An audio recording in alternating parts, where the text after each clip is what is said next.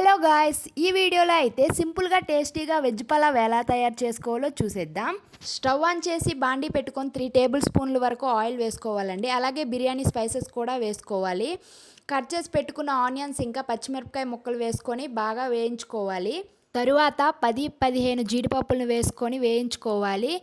ఇవి వేగాక 2 టేబుల్ స్పూన్ల అల్లం వెల్లుల్లి పేస్ట్ వేసుకొని పచ్చివాసన పోయేంత వరకు వేయించుకొని ముందుగా కట్ చేసి పెట్టుకున్న ఆలు, carrot, green peas, sweet corn, meal maker వేసుకొని వేయించుకోవాలి. రుచికి తగ్గట్టు సాల్ట్ వేసి కలిపి మీకు కావలసిన క్వాంటిటీలో రైస్ని కొలుచుకొని రైస్ని వేసి బాగా కలిపి మసాలా ఇంకా కొత్తిమీర వేసి బాగా కలుపుకోవాలి. 1 గ్లాస్ రైస్కి 2 గ్లాసెస్ వాటర్ వేసి బాగా కలుపుకొని మూత పెట్టుకొని మీడియం ఫ్లేమ్లో మధ్య మధ్యలో మూత తీస్తూ కలుపుకుంటే వేడి వేడి టేస్టీ వెజ్ పలావ్ రెడీ. ఈ వెజ్ పలావ్ని చికెన్ గ్రేవీతో కానీ మష్రూమ్ గ్రేవీ ఇంకా పన్నీర్ గ్రేవీతో తీసుకుంటే చాలా చాలా టేస్టీగా ఉంటుంది. ఈ వీడియో కనుక మీకు నచ్చినట్లయితే like and share and subscribe.